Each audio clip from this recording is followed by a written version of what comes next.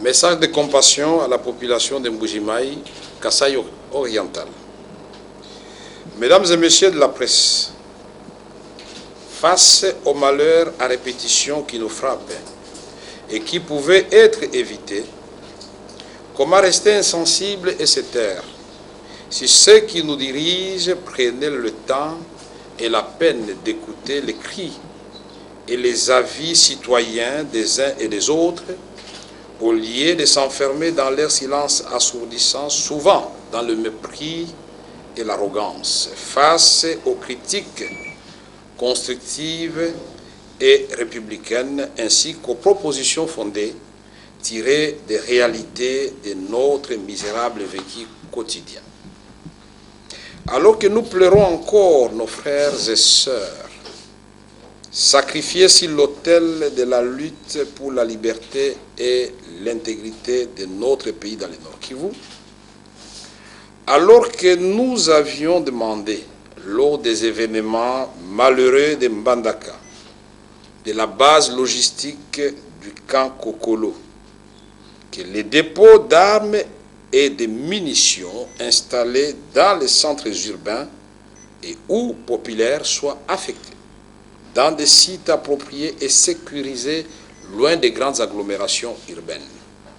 Comment réagir face à la catastrophe qui vient de nous frapper en Mbujimaï avec l'explosion d'un dépôt d'armes et de munitions? Certains parlent de 5 morts. Le gouverneur de province du Kasaï oriental parle de 18 morts. Le représentant spécial du secrétaire général des Nations Unies, chef de la MONUSCO, parle de 20 morts et d'une cinquantaine de blessés, parmi lesquels de nombreuses personnes entre la vie et la mort. Et notre source annonce que ce bilan macabre serait aujourd'hui de 41 morts et ce chiffre n'est que provisoire. Quelle tragédie! Ne pouvait-on pas éviter cela? Quelles leçons avons-nous tirées en tant que gestionnaires de la chose publique de la douloureuse expérience d'Mpila au Congo-Brazzaville voisin et d'autres accidents du même genre survenus dans notre pays évoqués si haut? Ne dit-on pas que gouverner c'est prévoir? Quels sont les résultats des enquêtes diligentées par rapport aux catastrophes de Mbandaka et de Kankokolo, où les mêmes événements s'étaient produits? Qu'a fait le gouvernement des recommandations des députés nationaux formulées à la suite de ces événements pour éviter que pareils cas ne se reproduisent? Selon toute vraisemblance, celle-ci, comme beaucoup d'autres recommandations émises dans le passé, semble être restée lettre morte suite à l'indifférence du gouvernement qui donne l'impression de ne pas avoir de compte à rendre ni aux élus du peuple et encore moins au peuple lui-même. Mes chers frères et sœurs de Mbujimaï, je voudrais m'adresser à vous, la mort dans l'âme. Laissez-moi vous dire que nous sommes avec vous dans cette épreuve et dans cette dure et douloureuse réalité. Votre douleur est nôtre. Nous la ressentons au plus profond de nous-mêmes. Et nous implorons Dieu Tout-Puissant qu'il vous console et vous donne la force nécessaire pour surmonter cette dure épreuve. Aux familles éprouvées, nous présentons nos condoléances les plus attristées. Aux blessés, dont certains sont entre la vie et la mort, nous formulons tous nos vœux de prompt rétablissement et nous les accompagnons avec nos prières. Au-delà des frères et sœurs disparus dans cette énième et évitable catastrophe, et devant lesquels respectueusement nous nous inclinons, comment comprendre qu'un chef-lieu de province ne dispose pas d'infrastructures sanitaires capables d'accueillir et de prendre en charge sans blesser? Au regard de cette situation, nous demandons au gouvernement avec insistance de prendre rapidement les mesures qui s'imposent pour assurer la prise en charge des familles sans abri, des blessés et l'évacuation des blessés graves. Pour cela, et pour éviter la mésaventure du transfert des victimes de Mbandaka et du crash de Kisangani, abandonnés à leur triste sort à Kinshasa, que les conditions d'accueil et de prise en charge soient d'ores et déjà réunies. Nous pensons qu'un comité d'accueil avec une logistique appropriée devrait être installé à l'aéroport de Ndjili de manière à guider les blessés vers les centres d'hospitalisation appropriés. Nous recommandons enfin au gouvernement de reconstruire les maisons détruites et d'indemniser correctement les victimes. Chers compatriotes, quand la nation est en danger, quand la nation est endeuillée, comme c'est le cas maintenant, il n'y a point de couleur politique. Au contraire, nous devrions saisir l'occasion pour consolider la concorde et l'unité nationale.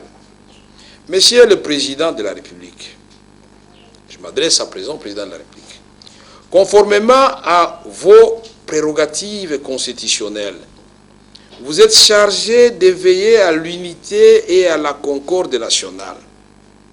Et lorsque le pays est durement frappé, comme c'est le cas pour le moment, vous devriez être non seulement les premiers à vous exprimer, mais aussi à vous rendre sur le lieu du drame, de manière à susciter un élan de solidarité nationale et internationale.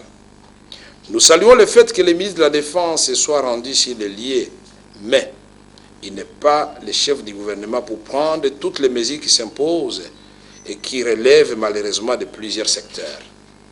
Pour terminer, en signe de solidarité et de compassion, l'Union pour la nation congolaise, UNC en sigle, entend dépêcher une délégation de haut rang en Mbujimayi pour consoler nos compatriotes meurtris aujourd'hui par ce drame. Que Dieu bénisse la République démocratique du Congo et son peuple. Je vous remercie.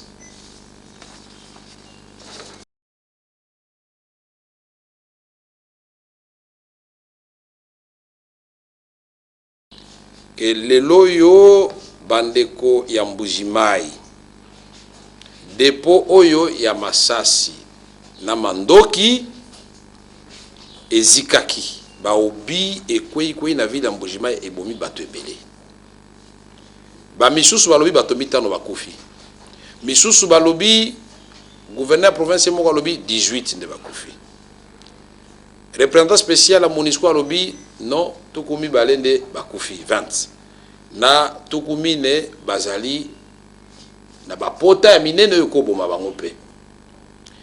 Siko tolobi ndenge nini chef li ya province lokola Mbujimayi ezanga ndenge ya kuswanye sans blessé.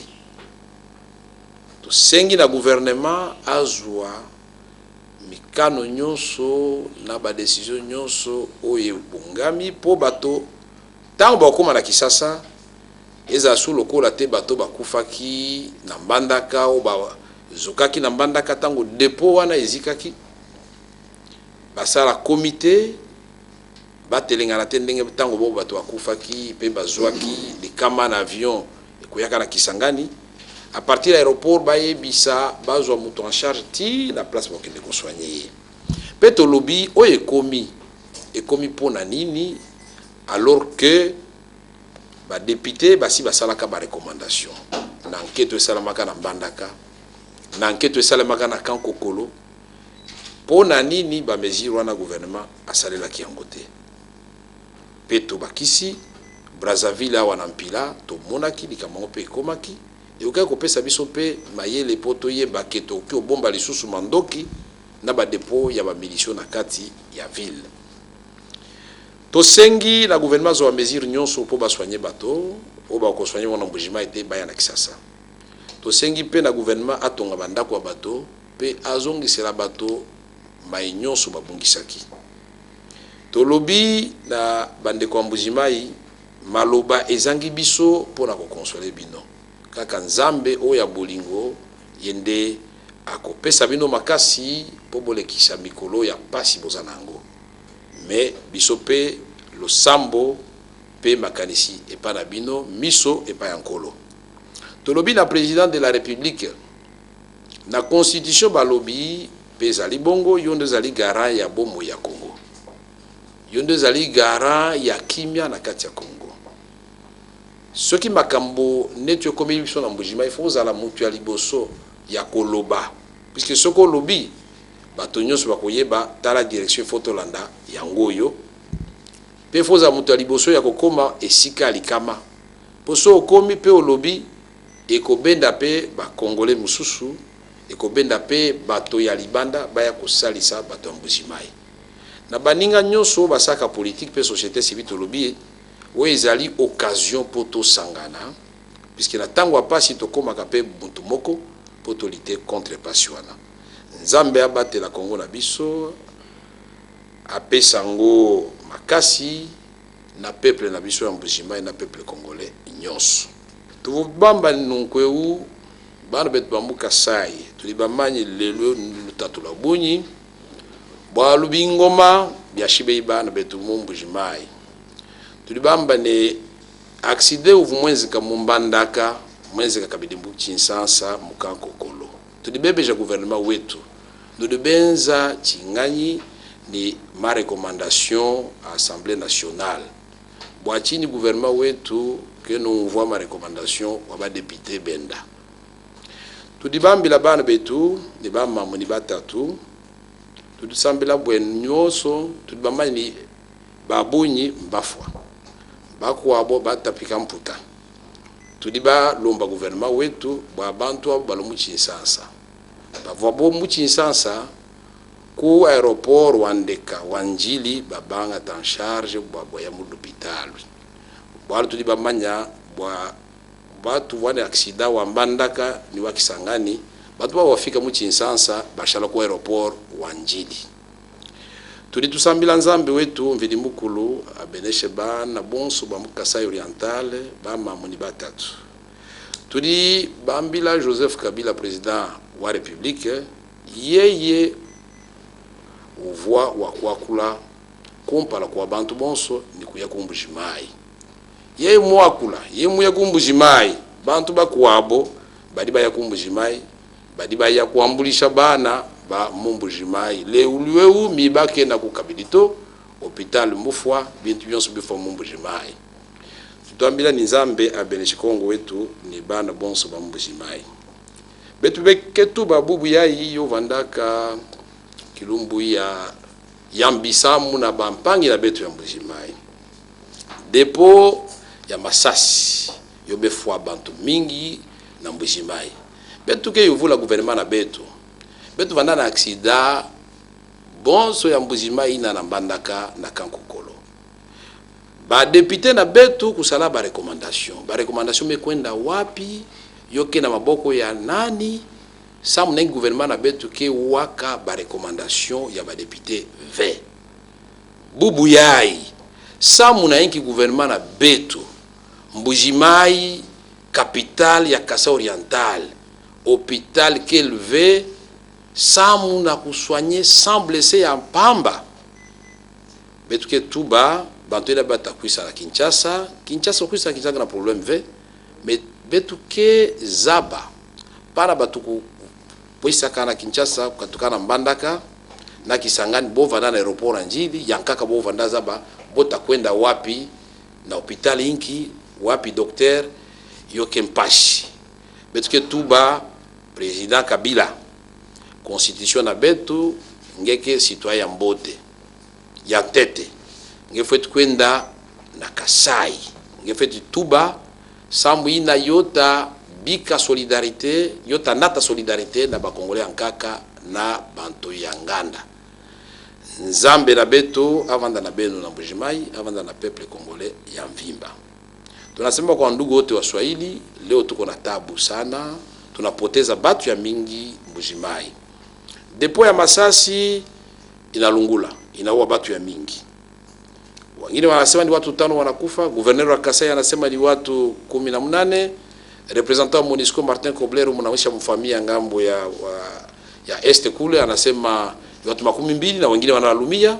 Sasa watafika Kinshasa, tunasema gouvernement kamate mipango. Kufika Kinshasa ni mzuri, mebatu wasibakie kwa aeroport Njili kujiuliza tutenda wapi na watatuswanye wapi. Na tunauliza kwa nini Assemblée nationale haiko njo accident ya kwanza tunapata. Assemblée nationale ilifanyaka ma recommandation. Ile ma recommandation iko wapi na kwa nini gouvernement hakutumikisha ile ma recommandation? Na tunasema tena gouvernement inapashwa kujenga manyumba ya batu iliharibika na kuwarudishia vitu yao. Tunalomba pia président de la République en tant que premier citoyen, yeye ndio alipasha kusema wa kwanza na anapasha kuenda kwenye kuko kilio, watu walikufa mingi. Tunaona manchi nyingine waskari wawili walikufa Bangi, president Hollande alifika Bangi. Tunaomba president Kabila afike Mbujimai, aende akominye na peuple ya Mbujimai, na wengine wote watamfuata. Sisi wote tutaenda, na tunasema wakati wa hivi hakuna tena majorite, hakuna opposition, hakuna societe civile, akuje sisi wote tuende naye Mbujimai, tuambie watoto wa Mbujimai shida ni hivi, shiba to opposition tunalomba hivi. Na wa majorite wanasema opposition nalomba vile na nyinyi population mnalomba, tutatengeneza hivi na kisha tunafanya control parlementaire. Mungu abariki watoto wetu wa Kasai, abariki pia watoto wa Mbujimai na Kongo mzima. Asante sana. Nashukuru.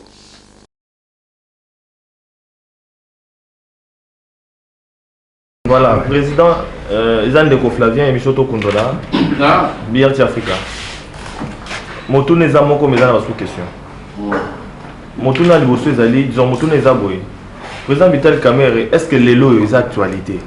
Situation de Kana Mbujimai. D'autant plus que gouvernement gouverneur a pris déjà position na o esalima ki na Mbujimai. Lelo elo koniza ko motiver yo. Président Vital Kamerhe ozongela susu makambo yo lelo yo. Et puis attendez ça parce que tu connais quelqu'un pour lui. Et les quelques semaines où est-ce que c'est là? Date exacte, quelqu'un pour lui. Mituna. Voilà, et il y a nos Arabino. Et il y a nos Arabino. Voilà, et les gars vendredi, et il y a nos Arabino. Voilà. Alors, et le connu ils ont motivé yo mon amour quand le Vital Kamerhe au lo bakisa sous que en dehors et adresse na yo la population, on s'adresser na gouvernement, on s'adresser na mon amour président de la République Joseph Kabila, et puis au lobby était yomoko to au délégué batu oyo bako kitakuna yango na ngina ba mon amour Vital Kamerhe et le koniza ko motiver et puis pour na yo est-ce que gens ces alliés est-ce que ça sous actualité parce que ba imoka ba pesa déjà position na ba na ile kaki. Merci.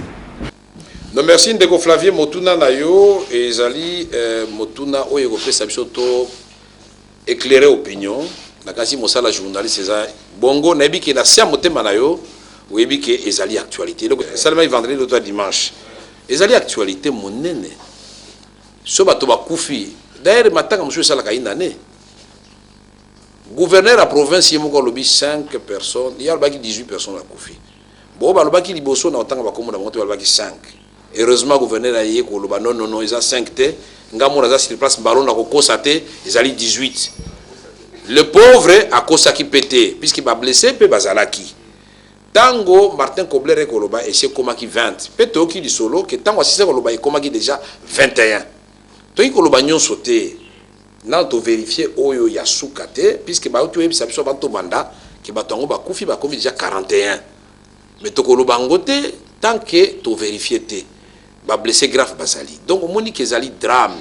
Et lo musuto yoki que banda vendredi lelo surtout journée à lelo bato misa to pamba ne bakotaki na c'est à babiller pour la mission chez la quitter sur une tokundola yo molo bato kundola 2 ans dans l'actualité ya to lobby ezamba liboso likambo ekomela bisote tozwa ki oyo ya mbandaka tozwa ya kankokolo député pe ala ka pongité na tango kalanga mona ki dans président assemblée nationale ba recommandation ezalité mais ba recommandation tout ça la kaona nani fonctionnement ba institution ezali nini pouvoir exécutif pouvoir législatif pouvoir judiciaire et que beaucoup de tribunaux voilà pouvoir judiciaire ce qui biso tozu dossier to sala mon assemblée nationale ce qui ba recommandation ko kende soit na gouvernement soit na justice mais au kende ki na gouvernement pour na koloba ba dépôt oyo eza na ville ebomi bato na Mbandaka, ebomi bato na Kankokolo, ebomi bato na Mpila na Brazzaville.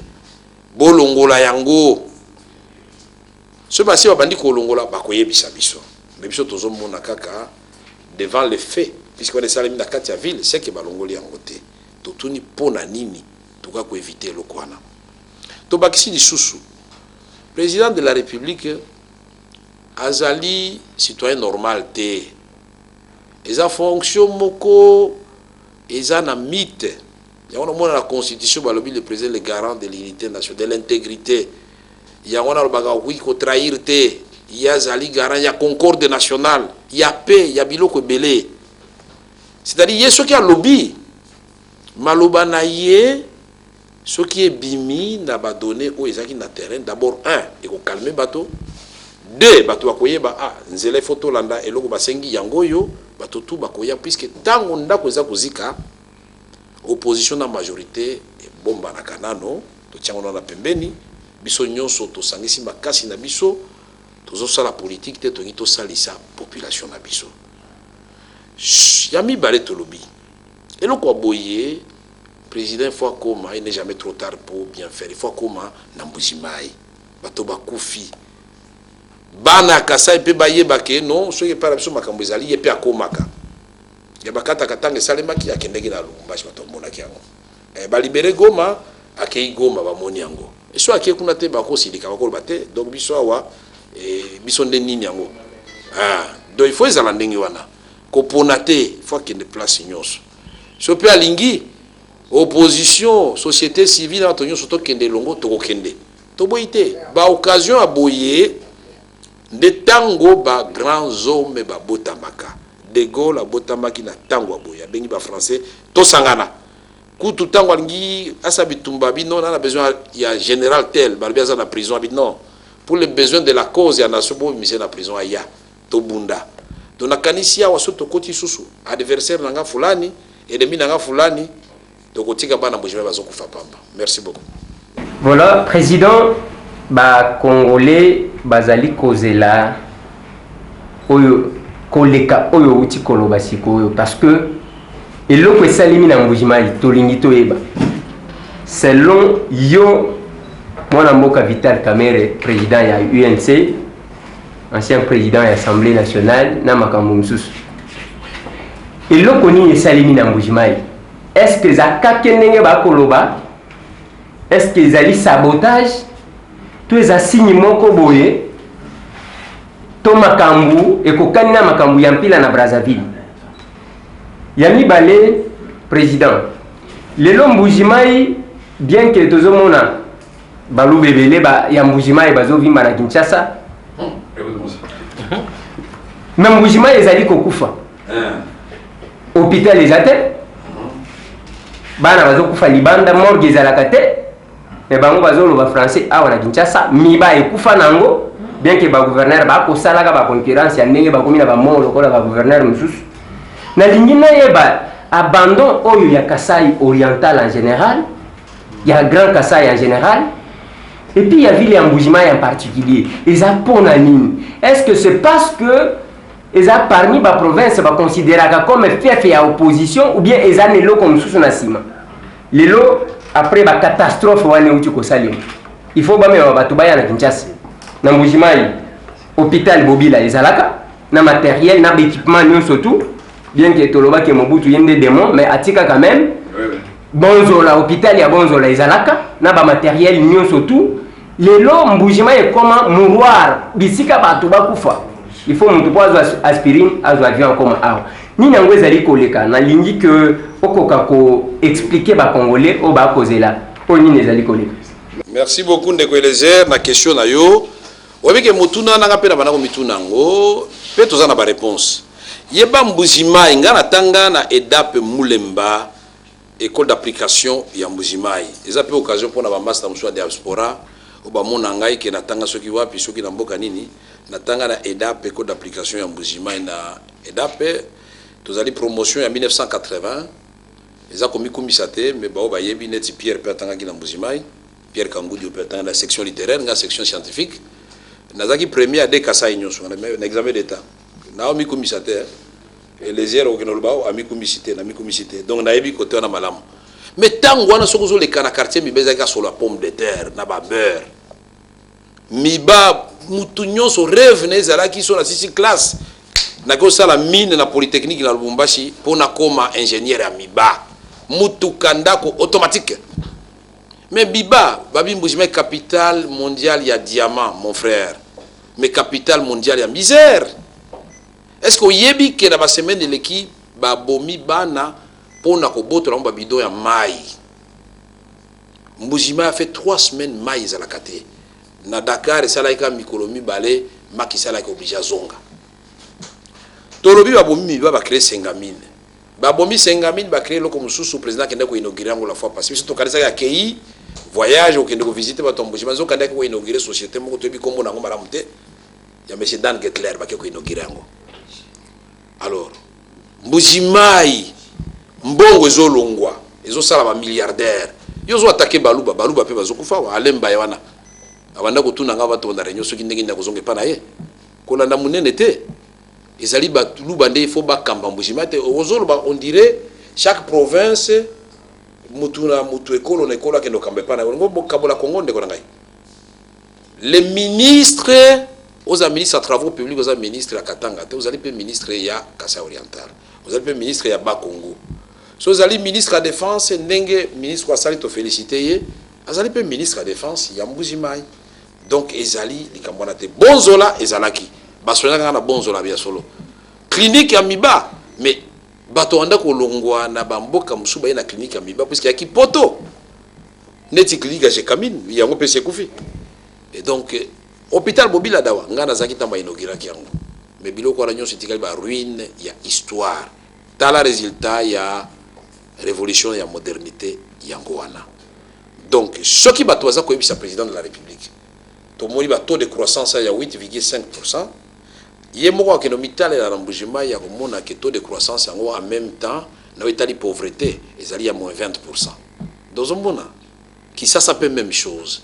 To mona ki ba mesure ba mekiawa ba tombi ba malewa ya ba mama. Alors ba pexi ba bisi ngana mituni mais inspecteur la police nda ko zo décision ya ko pekisa circulation bis ou bien ezali organe ya exécution. Le gouverneur azali sous terre. Donc il faut azwango mais on a to bandi ko na république wa benga bananière.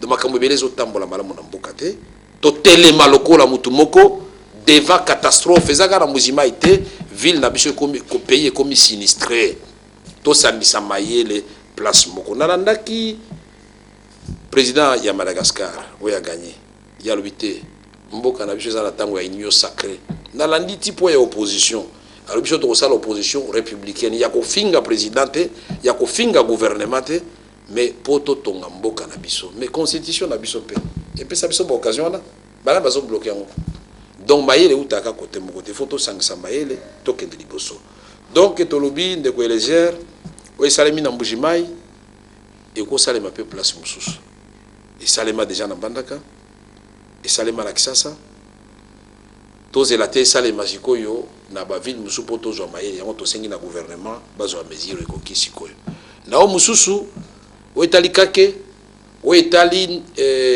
cause mususu nga biba possibilité za kamisato soit ezali kake ya solo soit ezali pe kake pour ani batongi dépôt ya ba munitions ba produits sensibles batie ba paratonnerre te moto atongaki yango na bato batika ke za ndenge faut zo etumbu c'est ce qui est très dangereux pas na biso ba faute ça les maka mais personne n'est puni ya mibale et cause la complicité interne moto moko a saboter yango ya misato ekoki kozala pe ba ennemi ba ekozi ki saba biloko na biso mais poto ye bango yango to sengi enquête salema ngala zali zambete pona komona maye bombani simate mais ba hypothèse kaka ndenge na lobaka ba hypothèse tango Mamadou Ndala na lobi ba hypothèse e memelinga ngambo ba hypothèse to lobi soit gouvernement diligenté enquête sérieuse bato batomboki na complété poni batombokaki. Donc il faut qu'à enquêter ça, peut to kolembate to lobaki na ba intimidation na ba menace à justice na nyonso bazo sala e kopekisa biso te bato balingi Congo kolobela bana ya Congo to kolobela bana Congo ti na litanga ya suka ya makila na biso wana ezali serment tozwa mpe tokorespecte constitution na baloi ya mboka. Dadoni bino botondi.